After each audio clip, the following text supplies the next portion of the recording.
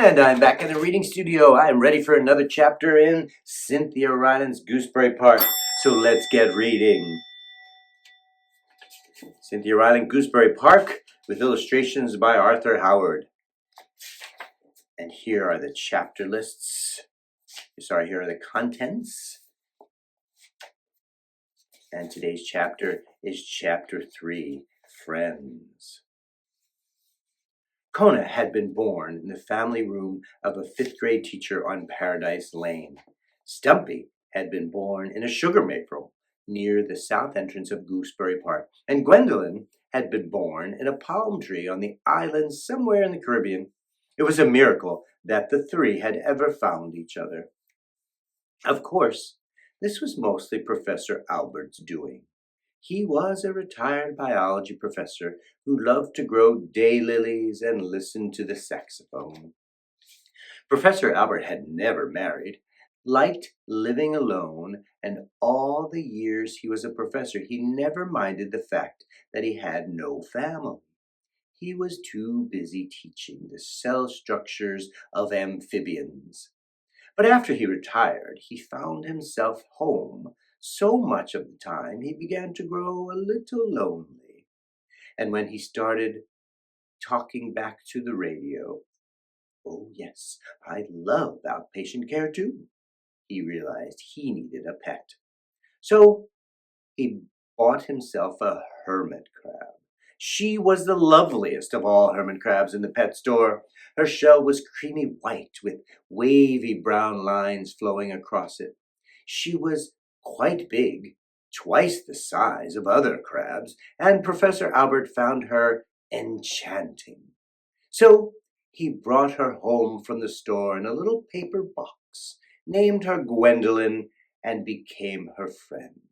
Gwendolyn turned out to be a wonderful companion. Professor Albert carried her bowl from room to room in the house, depending on what needed doing. If he was in the kitchen baking banana bread, Gwendolyn was on the kitchen counter. If he was in the living room watching television, Gwendolyn was on the coffee table.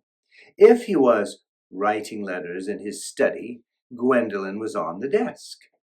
Professor Albert knew that Gwendolyn liked him because she always pulled her head far up and out of her shell to look at him when he talked to her. "Gwendolyn, did you know that each giraffe's markings are unique?" As the professor spoke, Gwendolyn's delicate antennae moved gracefully back and forth, and he knew she was listening carefully. Having been a teacher, he was quite good at picking out careful listeners. It was nice having her. Professor Albert was very happy with his hermit crab, and he had no plans at all to get a dog. He didn't know he needed a dog.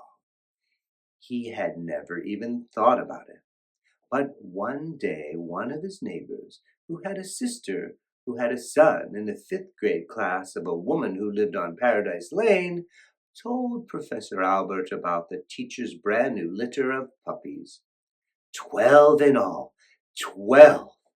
The professor could not imagine so many puppies. He tried imagining 12 hermit crabs. So many bowls to carry. How did anyone manage 12 puppies?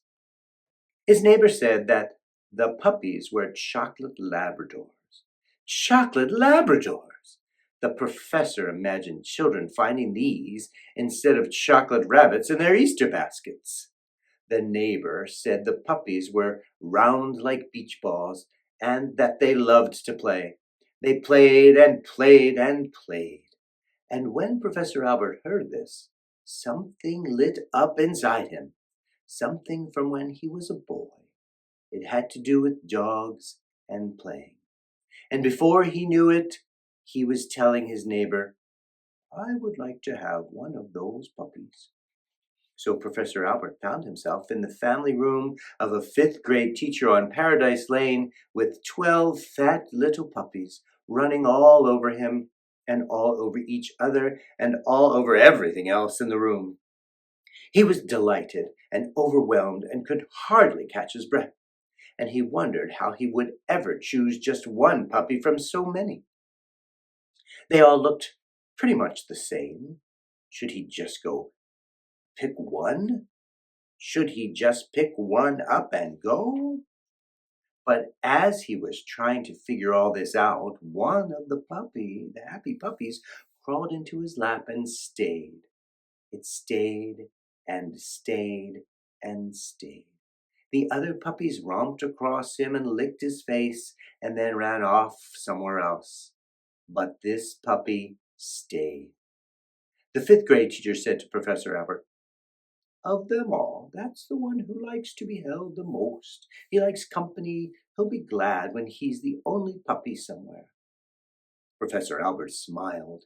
He knew all about liking company, and this little puppy was staying. He took the puppy home. He named him Kona after his favorite coffee. And there, in that house, Kona grew up. Of course, Gwendolyn and Kona became best friends right away.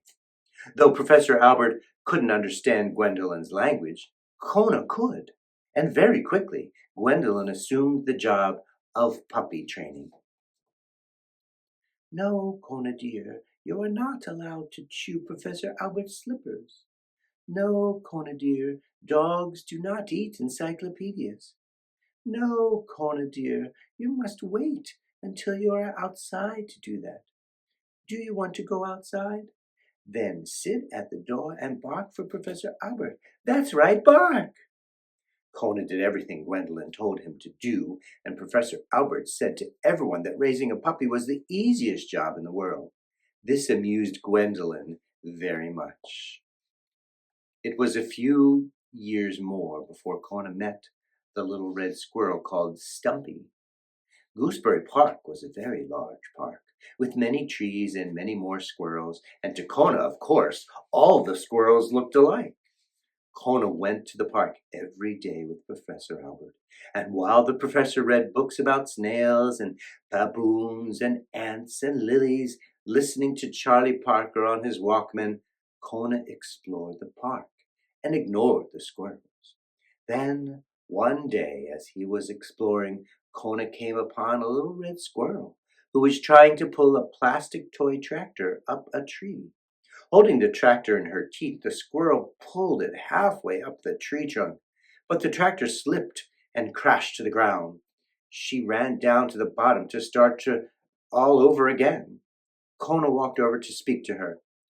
Perhaps if you pushed it," he suggested, as the squirrel began pulling at the tractor yet again. The squirrel opened her mouth. "What?" The tractor crashed. "Oops," said Kona. "Sorry."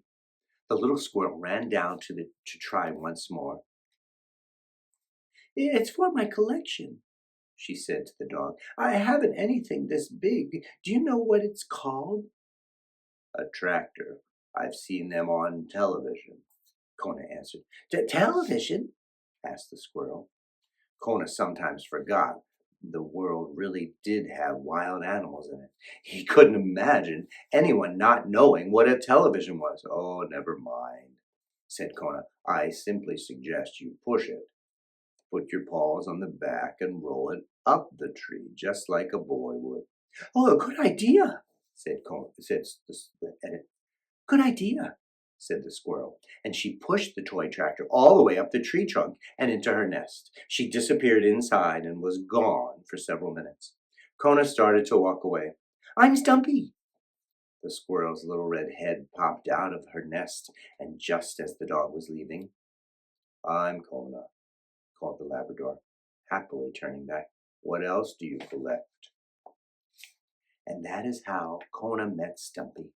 He visited her tree every time Professor Albert took a park bench nap, which was quite often.